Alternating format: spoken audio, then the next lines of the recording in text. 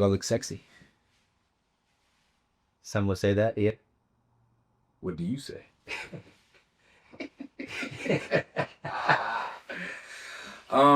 First and foremost, all glory to God. Just need to acknowledge the higher power. Welcome to another episode of 9 Months Out, the podcast. I'm Rodney, this beautiful, beautiful specimen right here. Just give me your first name, not your last name. Dylan. Dylan, you're such a sweet boy. Why are you such a sweetie pie? Born with it, I guess you say. No, there's no guessing. You definitely are exactly today as you were when you came out the womb. Like, you just always had this gentleness to your spirit, so it's kind of fly to just see it still exist. You haven't been too tainted by the world or any of the things that you may see or feel or deal with. And it's beautiful that you're still you. Yeah. Whatever, bro. What's going on out the gate? Is there anything you want to discuss? Anything you want to talk about? Anything that's on your heart, your spirit, your mind? More so recently than I guess I really ever. I've been keeping up with like politics. I won't like we gotta like have you.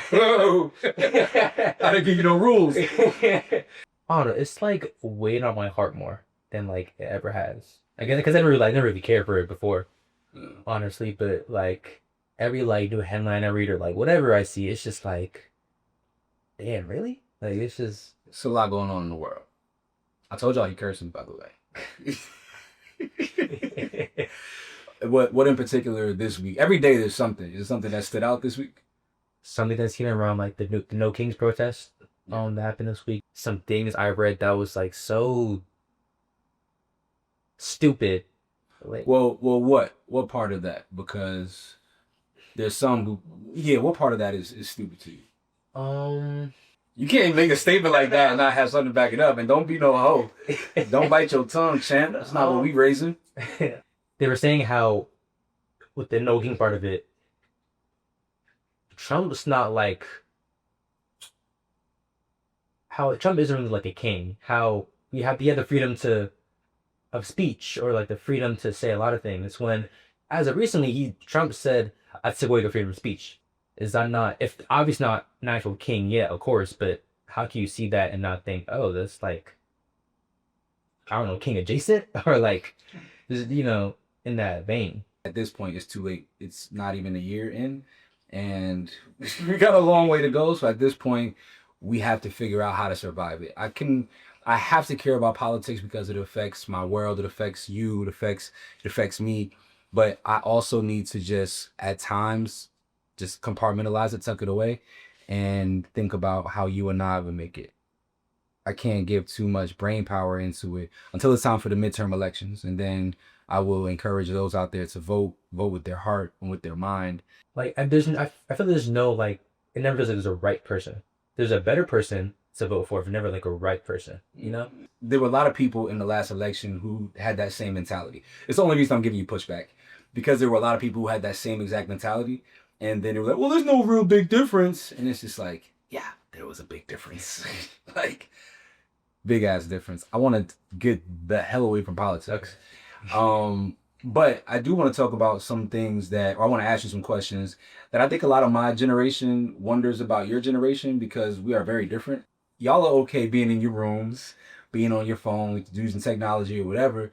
And so it doesn't feel like many of y'all want to go outside and touch grass. Remember that time I kicked you out the house? Yo, get out the house, yo. Just go touch some grass. And then I walked out. You were sitting right outside of our door on the floor. You were. I don't remember that part. You definitely were. Why don't y'all want to leave the house? Why are y'all so committed to your rooms? I feel like it's where it's just like comfortable, I guess. Like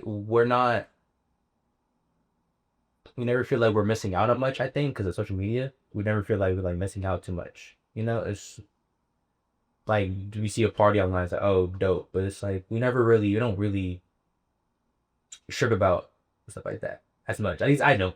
And I think that applies for like a lot of people. It's just, they see it like a concert. If it's like a concert, they'll sit online, it's like, oh, dope, this cool performance, whatever. And that's like the cool fit. That is so crazy to me. So growing up, Jay-Z, my favorite rapper. Jay-Z is and was my favorite rapper of all time. And he had this line. He said, you couldn't talk about it if you ain't live it. And so like to just observe something didn't suffice my personal interest. It didn't suffice for the inquisitiveness that lived inside of me. I had to go out and like see it, touch it, do it. And granted, I did way too much and made crazy risks, but I survived it. And now I have a story. I have something I can talk about. I can refer to. And I wonder like how much life you guys are actually missing. What are the social development that you guys are lacking? Like when you go to college, are you going to still be the same person? Are you going to be committed to your room? These are the questions that I have in my head. Do you think you'll be different in a year's time? I think I'll be still pretty reserved. I think I'll feel like more pressured to go out more during college because of how important like connections are in college. I think I'll just feel like, oh, I really need to make sure I'm like out there. But the thing is, you have a chance to like change that now. Like you have a chance to do different now. Yeah? I mean, I feel like I've been like, You have been. I'll give you credit. You've been leaving your room a little bit more, even if it's just sitting on this blue ass couch. Nah, you've been a little bit more social. Okay, that's fair. what's one thing that my generation does different from yours that you feel like is an improvement? So, for example, Oh, isn't it? Well, that's a great twist. I'm about to kill y'all. as an improvement, so like, for example, how we treat women, things like that, like things like that. Whoa, what are you trying to say there, bro? Things of that way, like how we view certain things, like I think you guys are a lot more accepting of what other people are. If you didn't fit a certain mold or archetype, we clowned you. If you didn't wear certain clothes, if you didn't subscribe to certain cultural nuances, if you didn't listen to certain music, even how your haircut was, the sneakers you wore, we were so critical of each other, which is why most of us in this day and age are very insecure. Most of my generation, because we weren't accepted and we had to assimilate. And I think that your generation, it's so funny. I have a generational question for you too, but I think that your generation is so beautiful because y'all don't care about what everybody else is doing, right? Like the thing that's your thing is your thing, and you rock with it. You and I have had battles about this afro. yeah. I didn't know my son was so strong. He really be telling me to kick rocks when I be like, "Why don't we get a haircut?" He really don't rock with it. And so yeah, you guys are just committed to being yourselves, and I think that is so beautiful. We were also we were homophobic growing up. I told you my father's favorite word. I told you what his favorite word to use was. I could never use that today. And so when there were people that were peers of mine that were gay, I mean, they were still our friends, but we teased them and we chastised them. And if they were outside of our immediate circle, we may have even made inappropriate jokes. And your generation doesn't do that. It's like, oh, he's gay, like leave him alone. Yeah, I feel like we're definitely a lot better with that. It still exists like that judgment. We're definitely accepting compared to what I assume what your generation was like. My generation can be negative. I feel like maybe that's just me taking it more than others, because I feel like I'm more positive comparatively to like a lot of people that I know, or at least that I'm around. I went to the Field Trip Friday for like it was a BSU thing. What's BSU? Yeah. Oh, Black Student Union. A club in my school. Cause I'm black, y'all, and I'm black, y'all, and I'm black. You don't even know what that's from. Don't worry about it. I'm old. Yeah.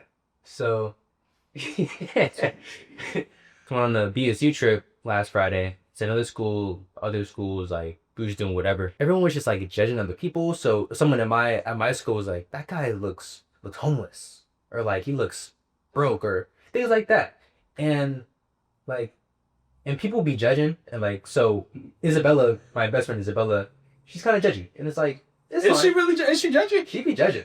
Oh, She be judging. is she gonna be mad at you for saying that? No, because She knows she be judging. everyone she be judging, and that's fine. I think to an extent, it's not. I don't think that's inherently a bad thing. I say this because I'm judgmental, right? I judge, but I don't sentence. So I come to judgments and conclusions about things and people, but I always leave room for things to change, and I also never penalize somebody for the judgments. I just have to know how to deal with certain people. And if you fit a certain mold, I feel like I have a better chance at connecting or getting the best out of this relationship because I myself have my own little quirks, and it just makes life easier if I'm able to be like, I shouldn't use that language with that person, or I should watch my body language with this person. Like, it's just little subtle nuances that I picked up along the way in life. Continue. Yeah, I don't think it's like, and I don't think it's inherently bad to be judgy. When it's too much, kind of brings out more of just like that negativity in you. And I hate being negative. I hate, Oh hell. I hate it. And when I see small things, even just the smallest things, like the smallest things about what someone looks like or the small manners they do, it's just, I think it's, but what's the point? It took me a long time to get out of that mental space. So it's really fly that you at 17 already have it.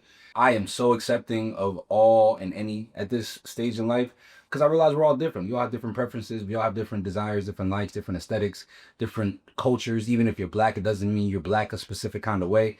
And going to a HBCU was the first step towards recognizing and understanding and appreciating the breadth of blackness and the spectrum that we live on because it's so wide.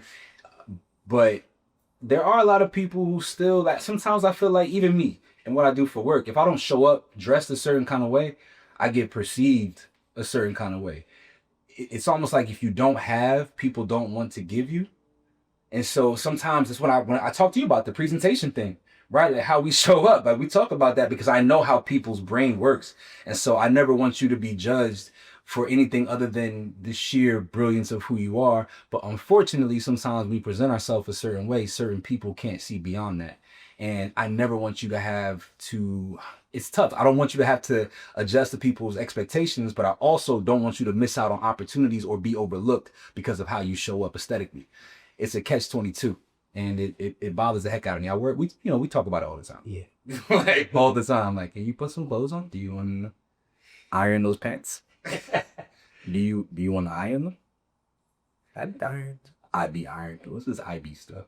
This podcast is going to help out a lot of parents who don't understand your generation and beyond. Why do y'all not care about getting your license?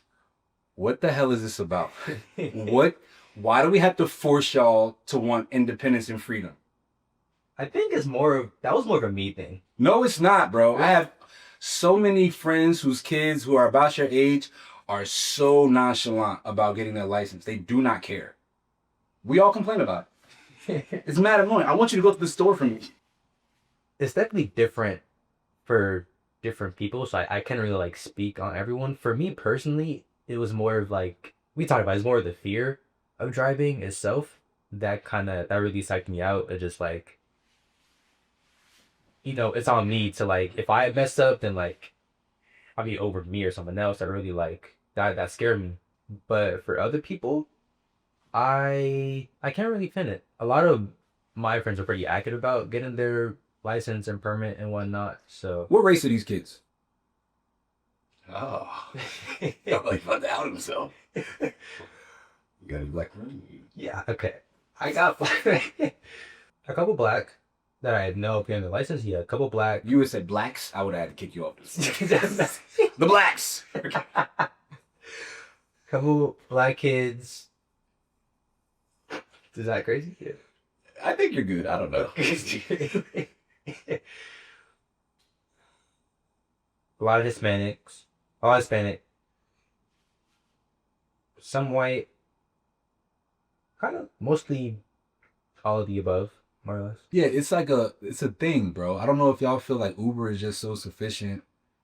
Again, I don't know if y'all crave true independence and freedom outside of like being able to have unlimited use of your cell phones. But when I turned Negro, I had a date planned the day that I took my driver's test, and I failed, and I never got to take her on a date. Her name was Tiffany. She was beautiful. But I was just excited about the opportunity to be able to just drive without my parents, listen to my music. And I know it's a scary thing. I was in a terrible car accident my senior year of high school, and my high school girlfriend broke her shoulder, broke some ribs. It was like a gnarly scene. So I understand the risk associated with it. And because y'all have cell phones that just do way too much, it adds a different level of distraction. So I haven't been like super pressed about you getting a license, but your lethargy and going after it has been like a little troubling for me. Now you got me saying but that's been something that I'm like, yo, just wake me up to go drive. I used to be like, yo, dad, mom, can we? Because I wanted to know, I wanted the freedom, and I was tired of stealing cars without a license. I used to be wilding. Is there anything that's weird about my generation to you? I feel like I don't have the best grasp of like your generation as a whole. Maybe because I was Because your dad is so cool. It's hard to know. you're different than What? well, like in a good way. And like you're what I feel like other people would think of your generation and how they would view it, you're different than that expectation. Okay. And I feel like my mom's also a bit different in that sense, you know? So I was by just different people, I was around different people. So or around different people, especially so it's hard for me to kind of grasp what that's like and su- what it's supposed to be. What it mostly is. Yeah. Okay. Okay. What's what's your biggest fear with me graduating? And what are you most excited about with me graduating? I almost can cry right now. Like tears literally just welled up in my eyes. I'll give you three things. Of course, I'm afraid of just you being out in the world and me potentially not being able to just drive around the corner and pick you up in case of emergency. That freaks me out. And then selfishly being alone again. Being single again, and not having the best tribe and community in LA.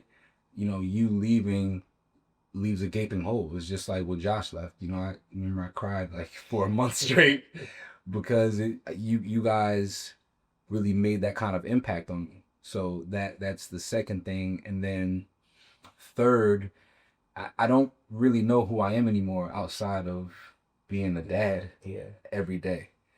And I never thought that I would be that kind of parent. I've always had my own identity. And now having, okay, so, I'm like recently single or whatever. So when I'm having conversations now, not even 'cause I'm trying to date, just like casual conversations, it's been the thing that I go to. Yeah, my son. It's just I can't talk about anything else. It's just like people are like, oh, what do you do for work? I'm like, yeah, fuck that. But like my son, you know what I'm saying? Like my kid. So I don't really know. I don't know what my identity is anymore outside of that. I play tennis and I'm a dad. I talk for a living. I'm a great orator. I know I can do things, but who am I without having to have that day in and day out care for you? That scares me that I'm gonna have to like redefine myself. Because I found a lot of peace and solace in being your dad every day. This close. And I'm always your dad, bro. Yeah. I'm really, Oh, I see. Kiss my ass. What do you think the role of a father should be? If I had to say like one thing, Nah, give me all the things that you think a father should be. I think they should be able to guide when it comes to like life in general. So how to maneuver people or how to maneuver certain circumstances that you might experience as a black man or just as a man in general. I think being a guide through that, I think that's very important. Me personally, I feel like if I were a father right now, What? well, Hell no. so like, Hey, I will kill you if you make me a grandfather too early, just for the record. If you make me a grandfather, I'm gonna give you a sibling that's the same age as your kid. You can play with me if you want to. Yeah, you have a sister that's 3 months old. theoretically, Oh, all right. I want to show. I feel like it's important for a father to show what love is and how, or trying to figure out what love is to them and how they show their love. Mm. That's really important for me for me and for people to like understand how do you love? What do you think love is? That's kind of been like a question I've had in my head. This is a question that I have for you. What is love to you? How do you feel loved? When do you feel loved? I think love is automatic. It's just it comes with the package. It's there. Love is What does that mean? I need you to unpack that for me. so it's automatic in the sense that it's accepting who you are, and what you do. I think You are my son. Oh my God. I think, of course, there's gonna be, you know, judgment. If you do something bad, you're gonna, you know, you just done bad. That's on you. You gotta take that, accept that what you did. But even with that and what you are, I think that's different. That's not normal. Well, from what you think normal is. Love is just, it's there. It disregards all that. It's just, yeah, you have your flaws, your weaknesses, your whatever you are, but at the end of the day, you're the person I want to love, and that's what's most important. Yeah. What love is, how I feel loved. I feel it through. I feel it the best through words. Actions, of course, are incredibly important, but I feel like when you can like really articulate why you love me, like when you do it, like I really just, I was like, damn, like I'm loved. You make me cry. Oh, yeah, that's always been the way I felt it the most, I would say. Yeah. Come on, bro. This is a no tears podcast, bro. Come on, bro. Tripping. Tweaking, bro. I'm not asking for the canvas, but I'm doing good as your dad. I'm asking, like Yeah. yeah. Because sometimes, and I've had to ask my parents this, you know, well, my parents have declared themselves having done good. And I'm like, there have been times when my parents were like, I did, da-da-da-da," and I'm like, you screwed me up, and I'm fighting for my life to overcome some of the things that you did to me. I guess we can talk about this. I turned 40 this year, and I had a birthday party. Oh. I had a birthday party in Atlanta, and I've never celebrated myself. In my entire life, I may have had 5 birthday parties. Really? They didn't do that for me. It wasn't a thing. And then because it wasn't a thing when I was a kid, as I got older, it was just like, meh. And so, and then around like 1920, a lot of my friends started to die. And so my birthday became almost like a memorial day of observance for the people who were no longer here. I started thinking about the people who I missed, who meant so much to me, who I shaped myself after, who I patterned myself after, who meant the world to me, specifically Rajab, Charles, and Derek. And there were a lot more than that. So my birthday, I just get I go really inward. I get really reflective. I just think a lot about where I am and who's not around. And so, you know, this year turning 40, I was like, I gotta celebrate myself. I'm gonna do a party. You know, I spent thousands of dollars. I got you a flight, my mom a flight, other people who's no longer in my life a flight. I paid money for the caterer. I did all of the things, not because I wanted to do some big elaborate thing for me, because I just wanted to swim in a sea of love. And I don't always get that. Yeah. And my father, who was in my life for most of my life, he showed up to my party.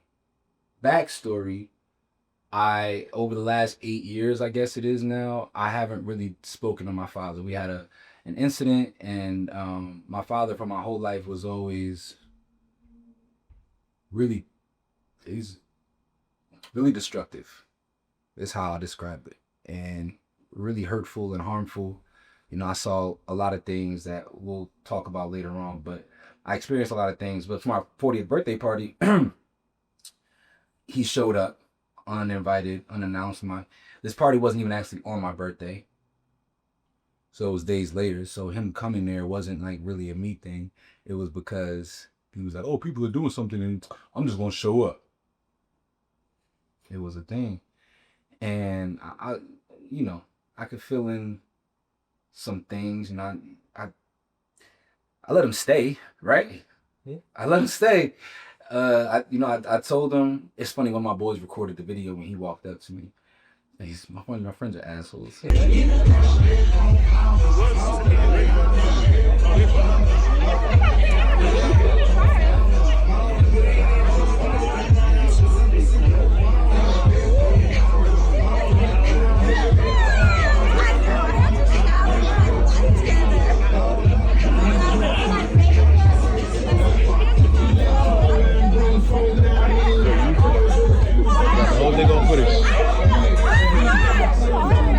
But I tried to be peaceful about it. And the last time I saw my father, which was a little over a year ago, almost 2 years ago now, we got into a physical altercation. I don't know if I told you that. Me, I did. yeah. Okay.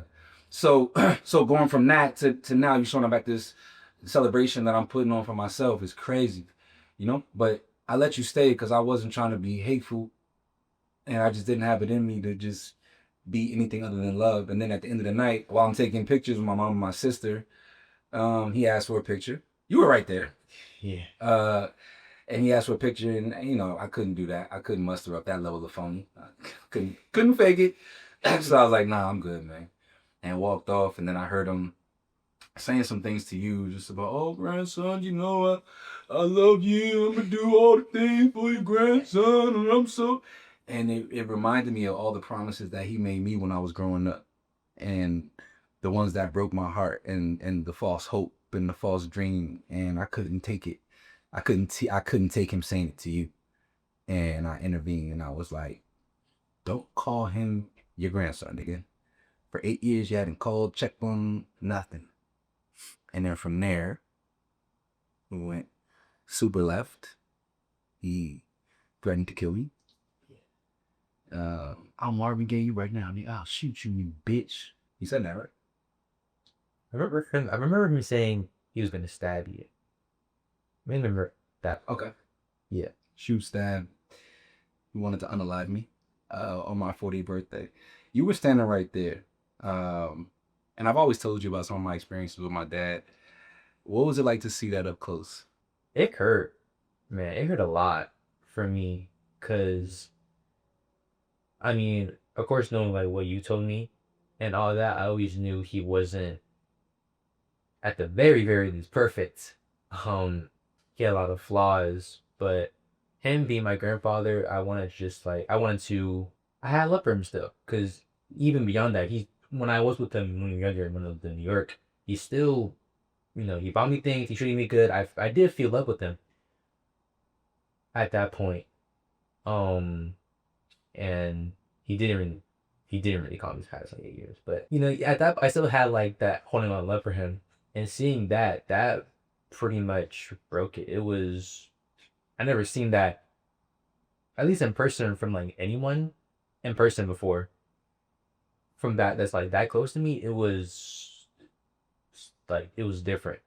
It was scary knowing that someone that's your father, my grandpa, that's supposed to be so close to us could do that. Cause I never seen that much division in the family in in your side. I'm so disappointed that incident happened and it happened in front of you. Um,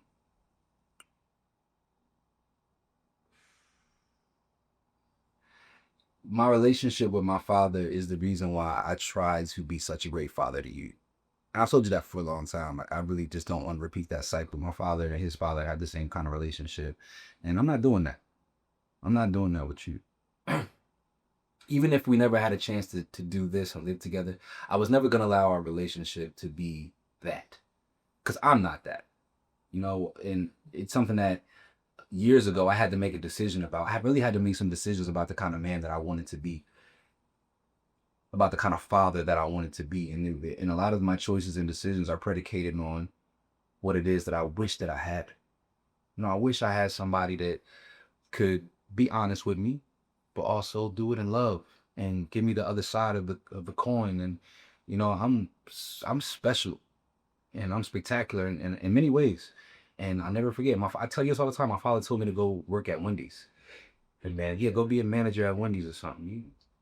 Yeah, why don't you just try to get a job at Wendy's? And I'm like, well, you know who I am? So, um, trying to be seen by somebody who you want their validation. I still want my father's validation right now, even though I don't like him. Don't care about him. Will always love him, but don't like him at all. I still seek his validation. I still seek his validation, bro. And it sucks at this age to still be fighting and buying for that from somebody who doesn't want to get with. Over the last 8 years, I've called multiple times and I've tried to like mend the relationship. I've tried so many times. One time I called him, I was in Turks and Caicos, and I was like, I gave him this whole speech. And he was like, Nah, just good luck out there. And I was like, damn.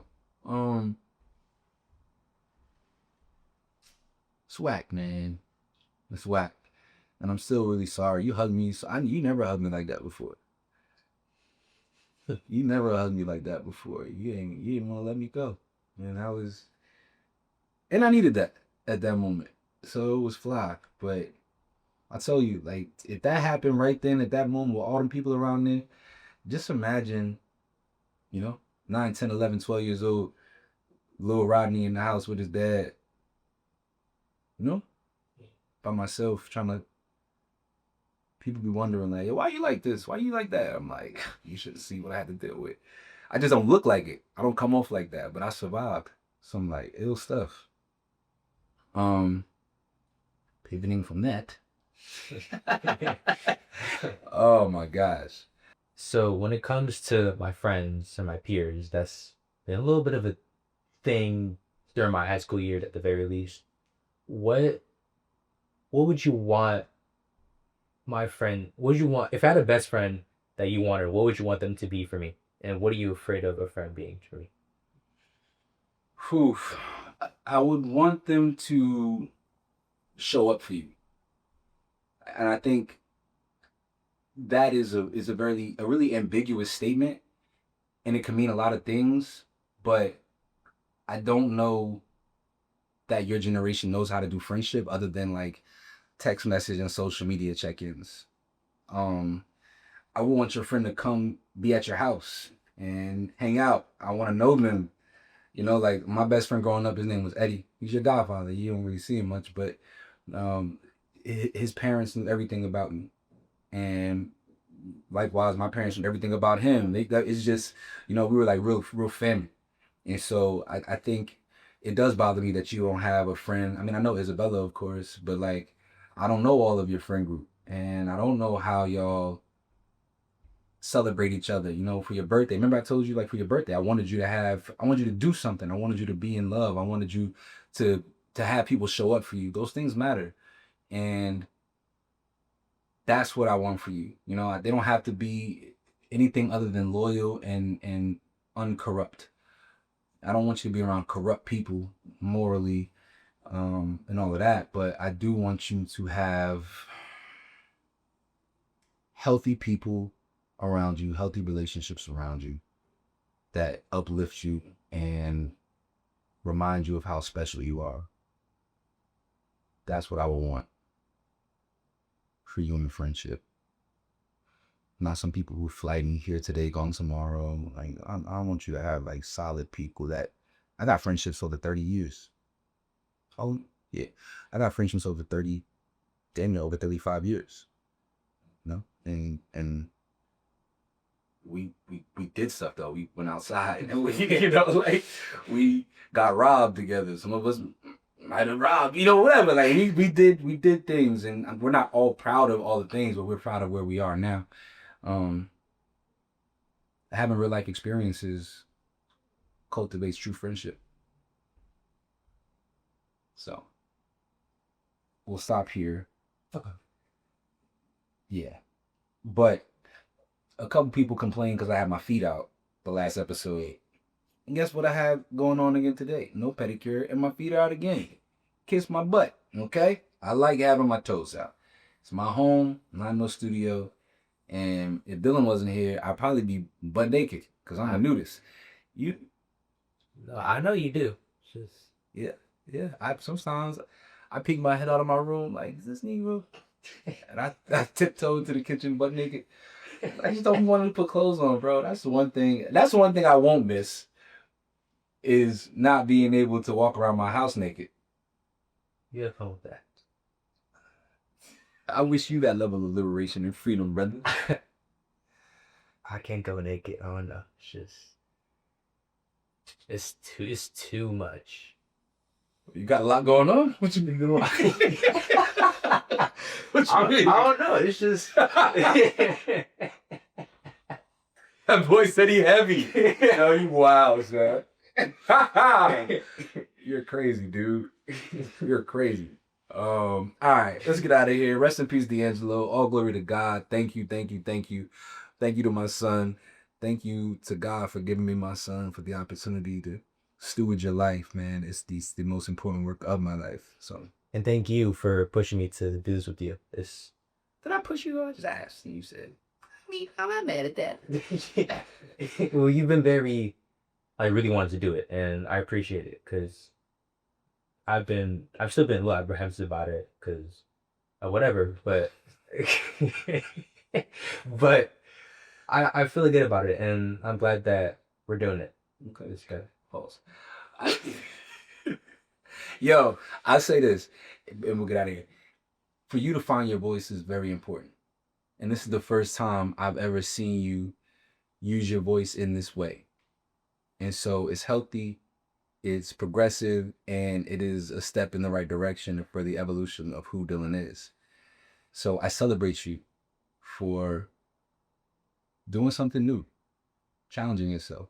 Because I know this is not your natural thing, even though you're a natural at it. You are. Everyone that I've seen it from my, be like, yo, I ain't even know Dylan was like that. Dylan be talking. Everyone thinks you're a mute. So again, I celebrate it. I think it's amazing. And while I want to challenge you to do new things, really, I just want you to see yourself in totality. I want you to see how you've evolved, bro. You've grown so much. And it's beautiful to witness. Anyway, we out of here. 9 months out. We at 8 months out now. See you, top 5. Peace, man. Peace.